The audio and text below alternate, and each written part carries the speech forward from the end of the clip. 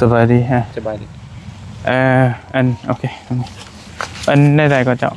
มาเฮ็ดเฮือนบ่ได้ใดเดนแม่นเฮาเฮ็ดเฮือนซอยน้องเพิ่นนี่นะซอยแต่ว่ามันต้องคอยบ่ฮู้แล้วเจ้าต่อไผคอยกล้าไปซื้อแล้วคอยไปเอาต่อมาอีหยังอันนี้มันต้องได้ร่วมกันครั้งแน่ตอนมันต้องว่ามันต้องเสียค่าพื้นค่าไผแต่ละเดือนนะสมมุติว่าการยุ่งย่านให้กันได้อยู่แต่ว่าคือผู้นี้เฮ็ดเฮือนเนาะคือเจ้าซอยโดยแต่ว่าระยะที่ว่าเจ้าต่อนี่ที่ว่าเขามาเก็บค่าไผเลยให้เสียให้100,000-200,000ก็แม่นได้เสียโดยสมมุติว่าเจ้าใช้3เดือนเขามาเก็บ3เดือนก็ไม่ได้เสีย3เดือนอนุญาตให้แบบว่าช่วยเหลือกันก็บ่ได้แต่ว่าคันสิเอาไปเป็นหลักๆแล้วมาต่อแล้วป้าไว้ให้ใช้ปกติก็บ่ได้โอเคมือนั่นน่ะเฮาอันน่ะเฮาไปร่มน้ำแนวโฮมนี้เพิ่นบ่ได้บอกเจ้าบ่เพราะว่าเฮาอันน่ะเฮาขอไปหาเจ้าอาวาสทำอิฐฮะแต่เจ้าอาวาสเพิ่นว่าแนะนำให้ไปหาอ้ายหั่นแหละแต่ว่าบัดนี้แหละคุยกับน้องเพิ่นว่ายันว่าเจ้าบ่อยู่เฮือนข้อยใกล้ไปนี่ข้อยก็เวถามเอาจอไปใช้หาไผนี่ไผจอไปทางใดวะบ่ฮู้นี่โดยแล้ววันนี้แหละเฮาอันน่ะน้องเพิ่นว่ายันเจ้าอันไปเกี่ยวข้าวเกี่ยวข้าวเกี่ยวน้ำก็เลยแวะไปหาในโฮมเพิ่นนี้เราซื้อหยังครับในสาวพงแล้วเฮาเอาเงินให้เพิ่นละ200,000 200,000ตัวบัดนี้สิเพื่อนมาเขามาเก็บค่าไผมันเจ้าได้เสียได้หรือหลายก็แม่นได้เสียเพราะว่าอนุญาตธรรมดามันก็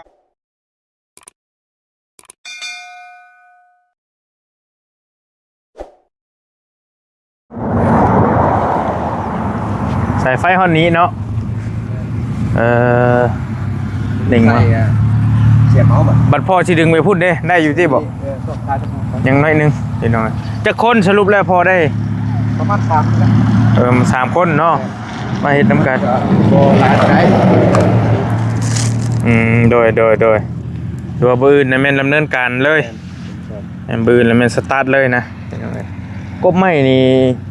กบพอจักโตตัวหนึ่งตัวขนมมาลายคือเราและปุกกบยันปุกเป็นแล้วว่ามือหนึ่งไม่กะว่าน่าจะแล้วว่ามันกับบริญญาคันแต่เศร้าจนคำไม่ดีเนาะน่าจะได้อยู่พอไม่มันก็ไม่งามอยู่ไม่ในห้านได้กบสำใดสำหนึ่งก็โอเคแล้วบริเวณไม่ขี้ไล่ไม่งามครับอยู่แล้ววันนี้แหละสรุปพอสิคุยกันแล้วบ่นอนพี่บ่หรือเที่ยวเอาใจเบิ่งตัวจริงก็กันว่ามันยากสิได้นอนเพราะว่ามันยากทางรถทางล่าง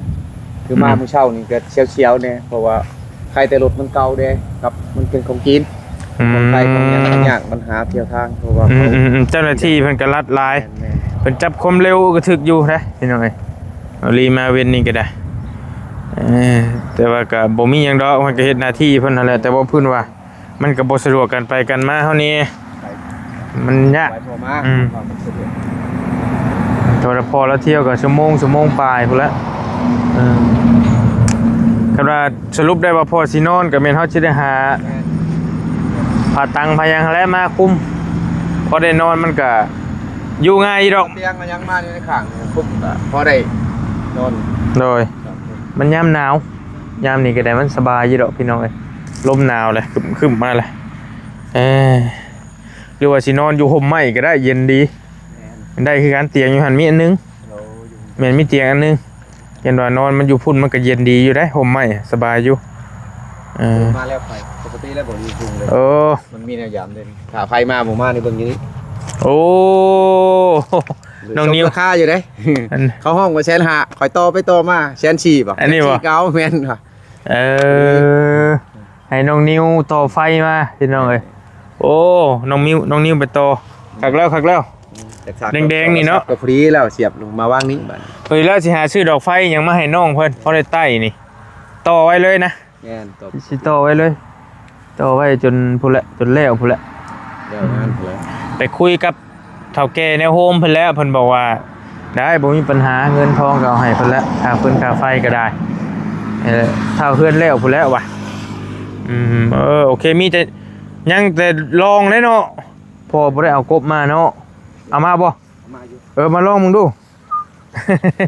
อยากฮู้หั่นนะว่ามันไฟมันได้บ่เข้าท่าพี่น้องเอ้ยเสียบเบิ่งลองเบิ่ง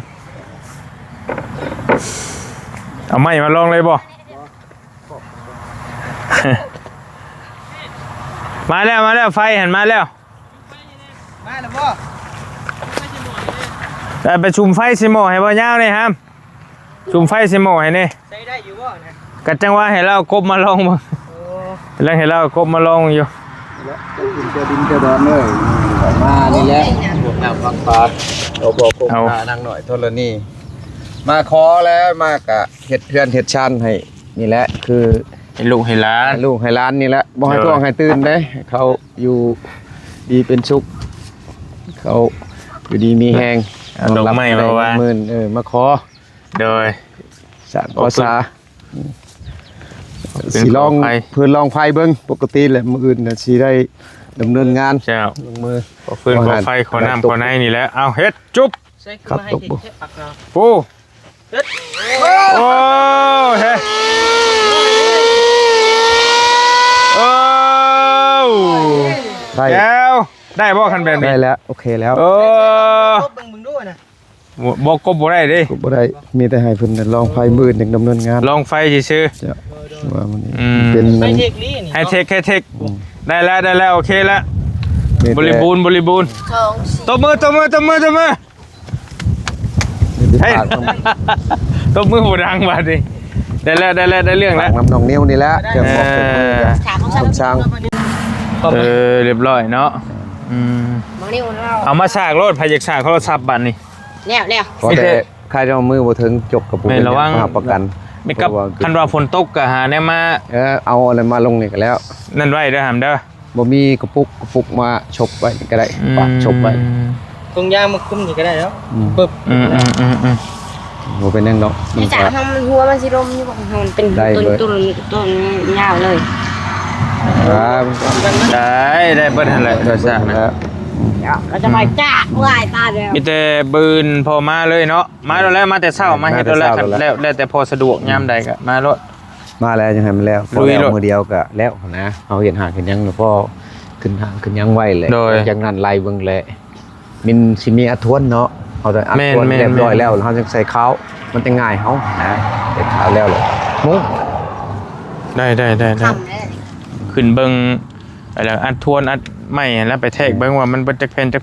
แล้วเฮาสิสั่งมาต่างหากตัวน้ำไม้โซล่า อันนี้ก็ยังงงๆอยู่สั่งตัวนี้ยันไม่บ่ถึงของแมทมีแต่หาแมทบ่เรื่องใดกดลงขึ้นก่อนที่ได้ต่อเบิ่งมันมาถือกับจุดเสาพุ่นนะก่อนเบิ่งตัวจริงก่อนกดลงมาก่อนไปสิ มาที่เราคนตกไปนะ พอบ่พอนั่นแหละก็จังต่อกันไปอีกทีนึง เบิ่ง ไม่ เพื่ ก็ อ ได้ สิพออยู่แต่ว่ามันพอดีกระเทินเรือบ่พอบ่เรื่องไหนเบิ่งตัวจริงก่อน พอช่องมือเลยบ่ จังหน่อยเตรียมแล้วเพราะ หรือว่ากิน ไก่ ข้าวน้ำกันก่อนเป็นแกงเอาไหม้ว่ะมันหนาวเฮ้ยมันเป็นยังหามนี่พอถือเมื่อไว้กินน้ำทางก็ได้ไปซื้อ ขอบใจ เคยกินทอดไข่แล้วก็ อันนี้พ่อเราบ่พ่อเราบ่เก็บไว้ก็ได้ เก็บไว้นั่นโ เพื่อมีในตัวอีก คักเลยตัวนี้อันนี้ คักบ่ มันเป็นฝ้าอนาสกอต ของไทยด้วยเด้ แม่นสกอตกันน้ำกันหยัง แม่น แบบนี้หั่นคักแล้ว เอาไว้ต่อเพื่อได้มาต่อปืนเช้า มันมีปัญหาเฮาได้เขียนหันเขียนนี้คือ เจ้าโอ เพราะ เค ว่าสิเอาสายไฟตัวนั้นมาพุ่นเฮ็ดห่างกับกบอยู่หันแล้ว โดย เพราะว่าบ่ได้ตักอันนั้นน่ะเผ็ดมุ้งมิ่งบ่กบธรรมดาเฮานี่แล้ว แต่ลมเย็นอยู่คันเราบ่ซีเรียสเรื่องแดดเรื่องไหนก็ได้ แน่บ่ลีไม่เจ้า ไม่เดี๋ยวได้เนาะ อะไรเมื่อ ก็บอกว่านี่บ่รู้ว่าพอเอามือ เอาแก๊สมันมาวางเก็บของแก๊สก่อน โอเคท่านก็เอาว่านี่ก็ได้ขี้ข้านถือไปถือมา ไม่เผ็ดเนาะ อืมเจ้ากินได้ป่ะหำอันนี้รอดขันกินก็กินคนละน้อยขันอยากกินบ่กินคนละน้อยก็บ่หำมันจะกินเบิดขวดเดียวได้เด้อกินขวดยันกูช็อก ผู้นี่เราว่าเจ้าไปเกี่ยวข้าวนะ เวียนให้ลูกซ้อนก็ได้ แล้วแต่ เวียนแล้วมาแล้วก็ให้เรากิน เอา เอามาจอบดิ เกี่ยวเขาปะ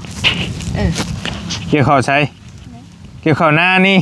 พอเกี่ยวเลยหำ แนวให้มันเรื่องขาดก่อน มันเหลืองจังหน่อยก่อนไปจังเกี่ยวแต่สิมานอนพี่บ่ครับมานอนเกี่ยวซอยหมูเลย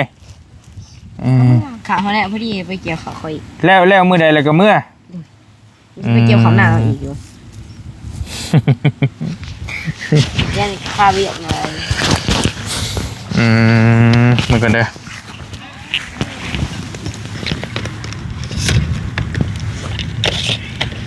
อ ย่างเป็ดย่างเกี่ยวข้าวแล้วก็บ่มีดอกเบี้ย บ่ ตัดอ้อยที่เจ้า ยังตัวทัดน้อยติชมเชยไปโอเคมีแต่ผู้คนกุ้มต้มหน่อไม้บ่ย่าต้มหน่อไม้บ่น่ะ เด้อ บ่ไปตัดอ้อยกับบ่มีเงินซื้อกินอยากให้บ่ได้ซื้อ อันนี้ไม่ดูใช้ฟ้าใช้ฟ้า เห็นเลยไปกอกบ่ไปทำกอกบ่ อาบน้ำบ่ใช้ฟ้าเอ้ย จะแม่รู้นะไปอาบน้ำค่ำเลยนะ อาบน้ำบ่ เฮาอาบยังผูก เจ้าชื่อยังหามเจ้าน่ะ ชื่อลูน่า ชื่อเท่าหนูนาโอ้ ชื่อลิบน้ำลายชื่อลิบน้ ชื่อลินแบบใด ำเท่าเลเท่าดีเท่าอ่อนพันมาห้า โอ้เดี๋ยวเอาเท่าเล่ เท่าลี่ เท่าดี เท่าลี่ เท่าพันมาห้า พันมหานั่นอะไรอีก เบิดเลย ป้า คนเดียวเลย คือหลายชื่อแท้ไพ่ตั้งให้จังคือได้หลายชื่อหลายเสียง เอื่อย มันลายค่ะแต่ว่า โหดโพเนาะแต่ว่าชื่อจริงชื่อเท่าหนูนาจักปีแล้วเจ้าปีนี้ 10 ปีเลย 10 ปี ก็ลืมใส่ผ้าปีเดียวติ เขา11เลยที่เขาแรกกับเขา11เลย โดยมันยังในตีนเป็นยังอันนี้ลูก ไปบุญเสริมเหนือวัดลูกมานะ ก็เลือดออกแล้วนี่ ถึงนับมันก็แซ่บ นี่ จมขึ้นไว้ มีเดี๋ยวจะให้เด็กน้อยเจ็บขึ้นไว้เทิงก็ได้ ให้แม่งเต็กเล่นอยู่ซื่อเขาเป็นคนข่าวผัดไปตุ่มนิดหน่อยบัดเฮายิงเอาผัดแห้งไงกูเก่ายังกูเก่าเอากินปิ้งไก่มันแห้งไข่กับไข่ขึ้น พอลองสากเบิ่งได้บ่ กินแต่ขนม เองเป็นยังบ่เอ็ด ได้ปะ ขอท่าลมหนาวไม่รู้ไงลม แรง เย็น มาลอกสินอนก่อนหมู่ เริ่มหนาวเข้าแล้ว คือเมื่อคืนเด้เฮาเมื่อยเฮาไปนอนตื่นมาผัดเข้าไปผัดปลุกเฮาดีด นี่เป็น29นึงเนาะมันบ่ฮอด30จุดเกินเนาะจับหรือว่า อ่ะเนี่ยไปอาบน้ำเด้อ ชับเข้ามาแบ่ง เขาสาก บอกมันบ่เข้านะพ่อตอนน่ะ power bank นี่ยากหน่อยนึงอยู่ มันอยู่ว่าสิพาไปบุญคันบ่เข้าเวียก ไปบุญอีกบ่ โน่กำลังขึ้นไปม่วนได้วงบักใหญ่นึง บ่ คือสิม่วนอยู่ ไปเลาะบ่ไปเลาะก็เบิ่งเด้อเฮ้ยยามอันนี้ซับ เด้อ เบิ่งกันได้ลงกันเนาะ ปวดจับมือแล้วไปเอาเลย จับมือกันย่างไปแล้วบ่ ไปลิ้นซื่อ ไปเบิ่งเนาะ ไปเบิ่งซื่อ ไปเลาะซื่อแหล้วไปเฮ็ดหยังจักมือล่ะมีจักมือบุญฮะ 3 มื้อบ่ 3 มื้อนี้สุดท้ายบ่รวมมื้อเริ่ม มื้ออื่นแล้วสุดท้าย โอ้มื้อนี้เขาก็เขาห่างเอาเหือลงหากระใส่ห่าง เขากระเป้งเขาก็ลองเนาะ ลองใช่ป้ายยังว่าหวดมาสุเพื่อประเทศลาวประเทศลาว เจ้าหันหน้ามาพี่ดูหันหน้ามาหาไอ้พี่ดูอันเจ้าของเฮียนบ่ลูก บ่ออกค่ะ อันได้เขียนออกอยู่ บ่ บ่ ได้ตัง พ่ออันได้เขียนออกอยู่บ่ มันเข้าคนผู้ช่องเขาก็ออกเลย ได้พ่อบ้านทันมาเลย ในบ้านบ่ โดย โอเคพอดีแล้วจะได้คุยกับเพิ่นในบ้านบ่ฮะ โดยพ่อบ้านใหญ่สุดปะไป โอ บ่ เคไปเดี๋ยวไปคุยกับเพิ่นไป โอ้ยมันลอยให้เพิ่นเลย เอาอันร้อยไปให้เพิ่นซื้อไปให้เพิ่นไป คอ โอเค ฮะเอาขึ้นเวียนรถ เอาไว้ตัวน่ะโอเคไปเดี๋ยวไปคุยกับเพิ่น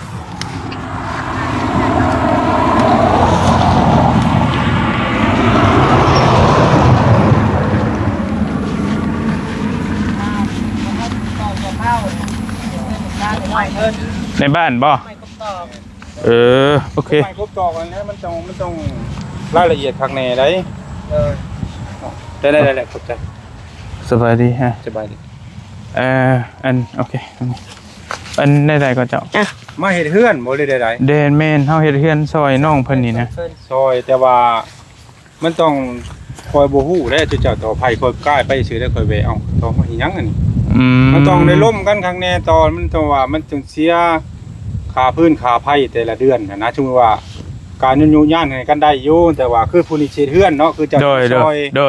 แต่ว่าระยะที่ว่าเจ้าต่อนี่ที่ว่าเขามาเก็บค่าไผเลยให้เสียให้แสน2แสนก็แม่นได้เสีย โดย ค่าไผในวัดนะ โดย สมมุติว่าเจ้าใช้3เดือนเขามาเก็บ3เดือนก็ไม่ได้เสีย3เดือนอนุญาตให้แบบว่าช่วยเหลือกันก็บ่ได้แต่ว่าคันสิเอาไปเป็นหลักๆแล้วมาต่อแล้วป้าไว้ให้ใช้ปกติก็บ่ได้ โอเคมือนั่นน่ะเฮาอันน่ะเฮาไปร่มน้ำแนวโฮมนี้เพิ่นบ่ได้บอกเจ้าบ่ บ่ เพราะว่าเฮาอันน่ะเฮาขอไปหาเจ้าอาวาสทำอิฐฮะแต่เจ้าอาวาสเพิ่นว่าให้แนะนำให้ไปหาอ้ายหั่นแหละแต่ว่าบัดนี้แหละคุยกับน้องเพิ่นว่ายันว่าเจ้าบ่อยู่เฮือน ข้อยใกล้ไปนี่ข้อยก็เวถามเอาจอไปใช้หาไผนี่ไผจอไปทางใดวะบ่ฮู้นี่ โดยแล้ววันนี้แหละเฮาอันน่ะน้องเพิ่นว่ายันเจ้าอันไปเกี่ยวข้าวเกี่ยวข้าวเกี่ยวน้ำก็เลยแวะไปหาในโฮมเพิ่นนี้เราซื้อหยังครับใน พระ โฮ เจ้าม พงษ์ แล้วเฮาเอาเงินให้เพิ่นละ200,000 2แสนตัวบัดนี้สิ้นเดือนมาเขามาเก็บค่าไผมันเจ้าได้เสีย ได้ สิน้อยหรือหลายก็แม่นได้เสียเพราะว่าอนุญาตธรรมดามันก็บ่ยากนั่นแหละแต่ว่าจำเป็นแก้ไขกันไปมันไผไปบ่ถึงแล้วนะแก้ไขกันไปก็ว่าได้แต่ว่าได้แต่ว่าที่ว่าคือมาเก็บไผเดือนสิมาเนาะใบบินแม่นมาอยู่นี่เนี่ยที่เจ้าเสียตัวใดก็แล้วแต่แสน2แสนก็แม่น ได้ช่วยเหลือก็ว่าได้คันว่าจริงมันก็ห่วยมันบ่อยากพุ่นแหละคันว่าได้นะเพราะมันธรรมดามันได้ใช้มันต้องสิลงเข้าไผก็ยังมันต้องได้เสียค่าหมอครับค่าหมอแป้งว่ายังไงเพราะว่ามันเป็นหมอที่ว่าเฮาซื้อส่วนตัวว่ายังไงมันบ่แม่นว่าหมอของรัฐของหยังมาให้ลงให้นะ โอ้ ชื่อใช่ว่านี่แหละ เจ้าของทาง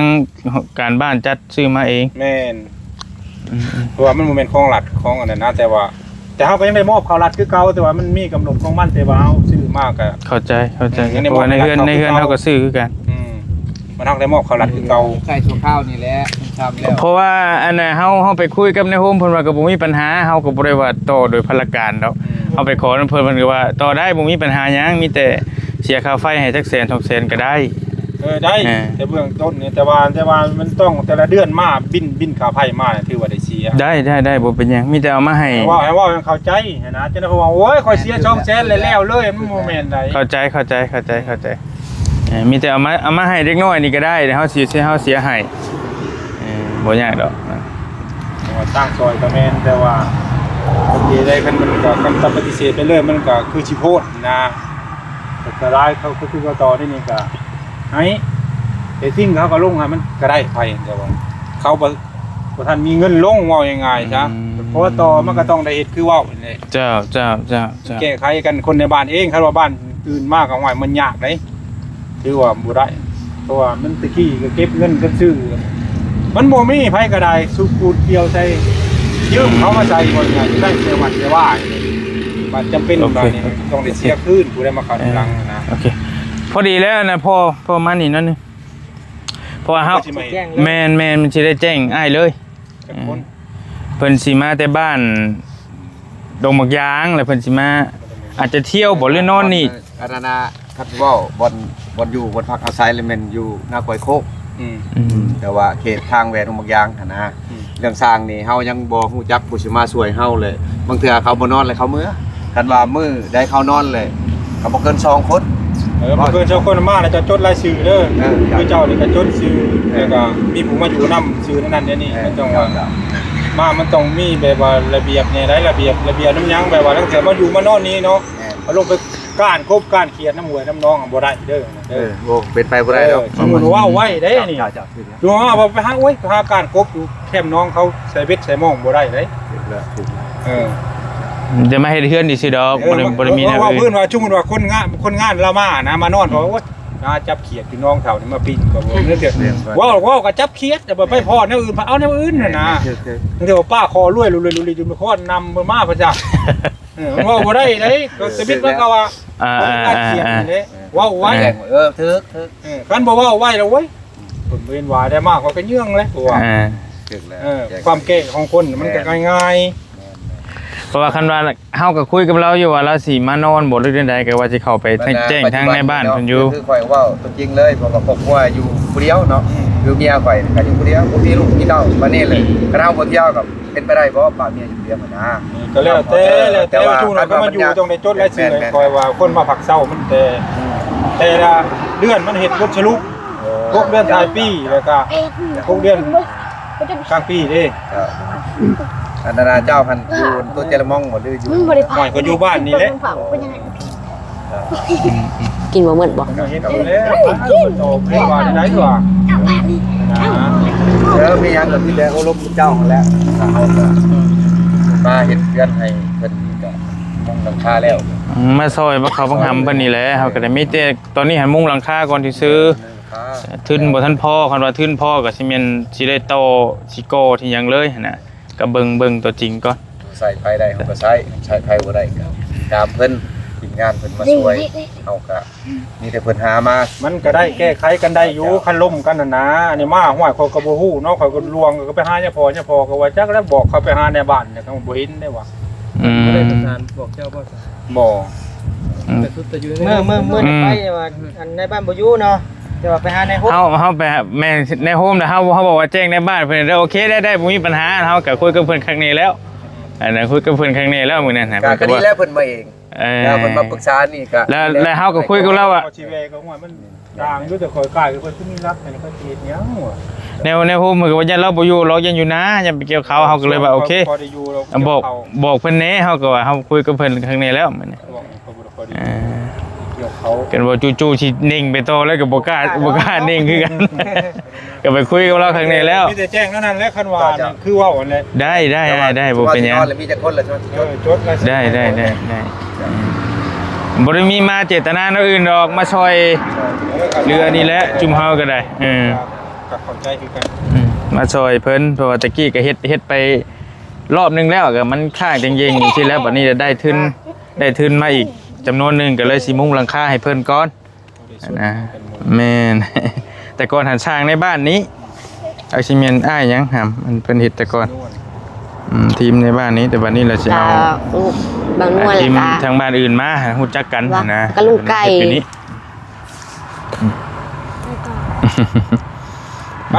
โอเคขอบใจได้หลายอ้ายขอบใจได้หลาย เรื่องนี้แม่เพิ่น นี่ คันคันมีหยังเราจะให้บักคำพาไปดอกเพิ่นจักอยู่ บ่เป็นหยังดอกถนนนั้นเอาครับมื้อเฮานอนเฮาไปแจ้งเฮาไปคนเดือนเจ้าเจ้า เพื่อนแล้วประตูสีเขียวนะมีกุ๊กมาคุณนะ โอเคมีหยังเจ้าพาไป แล้วมันบ่สะดวกได้เฮาก็เที่ยวเอานะก็บ่ได้ปานใดดอกเอาเลยไอ้ซ้ำนี่เมื่อบ่ทันขับดอก เป็นประมาณตะเวนกำลังกล้าสิตกดินนี่เมื่อก็ได้บ่มีปัญหาหยังก็ได้อยู่ ยัง90ผูก นี่ก็ อ้าว ในบ้านเพิ่นมาคุยน้ำเนาะเพิ่นบ่จักว่าซะแต่ว่าบอลลี่นั่นแจ้งคักในแล้วเข้าไปกับบุญทวีมื้อน่ะ ไว้ ไปแจ้งในโฮมเพิ่นบอกว่าให้เจ้าแจ้งต่อไปเด้อแล้วว่าได้บ่มีปัญหาแล้ววันนี้แหละก็บ่ฮู้ว่าเพิ่นคุยกันได้หรือเราบ่ทันแจ้งบ่รู้ว่าจังใดก็เลยมาเราก็เลยมาหาเขาซะโอเคก็บ่เป็นหยังพี่น้องเอ้ยก็มันบ้านเพิ่นเด้แต่ว่าเฮาก็บ่ได้โตโดยพลการเราคือบ่รีว่าเขาแหละ จะไปปรึกษาหลายคนหลายคนอยู่เนาะ แม่นบ่แล้วก็มันก็ชุดกันในโฮมหั่นล่ะว่าแต่เก่าก็ได้ ในวัดในว่าติ ในวัดน้ำว่าเด้กันบ่โฮมเบิดเลย แม่นโฮมเด้ ในโฮมเนาะ โฮมก็โฮมอย่างนั้น เฮาก็งงเลย ซ้ำเจ้าเมือง ก็ให้ไปแจ้งในบ้านต่อเพิ่นก็คือสิเฮาก็ไปแจ้งมื้อวันก่อนหั่นเนาะ โดย หรือว่าเรายังบ่ทันไปบอกว่าจะได้นี่ เรายังบ่ได้บอก เพราะว่าเราเองก็ เราก็บ่ได้อยู่เฮือนบ่ อยู่ ใช้มือนะครับหากระขัดมือนึงเนาะ เราก็ถาม ขัดมือนึงแม่ กันว่าเฮาก็รอคือกันคันถ้าเอามาวานนี่กับให้สิว่าไว้แล้วอ่ะ เราก็ถามบ่เติมได้นอกมะลีเราก็ว่าก็ถามตรงเลย เข้าแล้ว เราย่างบ่สุกย่างใกล้บ่ได้เรามีแต่ขี่รถถีบไฟฟ้าเอาเห็นเราไป เพิ่นก็เว้าจาน้ำโอเคอยู่ในโฮมเพิ่นก็บ่ได้มีปัญหาหยัง โอ้หนาวทว่าบัดนี้ ไปชนะโอเคแล้วพี่น้องมีแต่บ่อื่นพอเนาะ แม่น นอนก็ได้บ่เป็นหยัง มันก็ได้มีแต่จดชื่อบอกเพิ่นแล้ว บอกเพิ่นสิซื้อดอกได้อยู่ดอกแต่จังว่ากันไม่อยู่มาบอก เอามาอยู่น้ำเผากับมีแต่ผู้นึกพอได้ย่อไม้ย่อตอกไปเมื่อเอาไม้ขึ้นพุทธจึงเอากำลังมานะมาเห็นนะ ขย่อซอยก็ได้ เขาบักหามอยู่ให้เขาซอยน้ำเนกะซ้ำเขาซอยได้ อยู่ชื่อร้อของห่างเขากับ อ้าวไปแซ่น่ะ เอาไปใส่นี้แล้วเอาเห็ดปลาลมเนี่ยทาสีปลาลมไว้ อันแล้วแกงเป็นหยัง เอาขึ้นแล้วมีแต่เอาขึ้นเนี่ยเดียวเนาะเราอยู่กับ เฮ็ดยังไงนะบ่ โอเค เขาเบื่อวะ ไปชนะอยู่ดีมีแฮงเด้อพี่น้องเด้อแล้วจังว่ากันเนาะมีแต่เดี๋ยวให้สร้างเพิ่นมาดำเนินการในบ้านเพิ่นมาถามเพิ่นบ่ฮู้ว่าซั่นแต่บ่รีบไปแจ้งข้างนี้แล้วมื้อน่ะแจ้งทางเฒ่าแก่ในโฮมบ้านเพิ่นก็เพิ่นอาจจะบ่ได้ประสานงาน ไปต่อ เพิ่นยังบ่ทันบอกเลยยังบ่ทันบอกเลยยังบ่ทัน ใกล้ม่วนอยู่ เพิ่นก็มาบอกรายละเอียดว่าแต่ละเดือนเจ้าต้องจ่ายให้เด้อเสียเท่าใดก็แล้วแต่แสน2แสนกับเจ้าอาวาสบอลี่ก็ไปถามเจ้าอาวาสก่อนตอนแรกแล้วก็ไปบอกในโฮมหั่นน่ะแต่ยังบ่ทันฮอดในบ้านเพิ่นแต่ว่าในโฮมเพิ่นว่าบ่มีปัญหาเดี๋ยวค่อยประสานให้ทางบ้านค่อยเองว่าซั่นก็เลยว่าเพิ่นก็เลยว่าโอเคไปอยู่ดีมีแฮงพี่น้องแล้วจังว่ากันโชคมาร่ำรวยบ๊ายบายเด้อโดย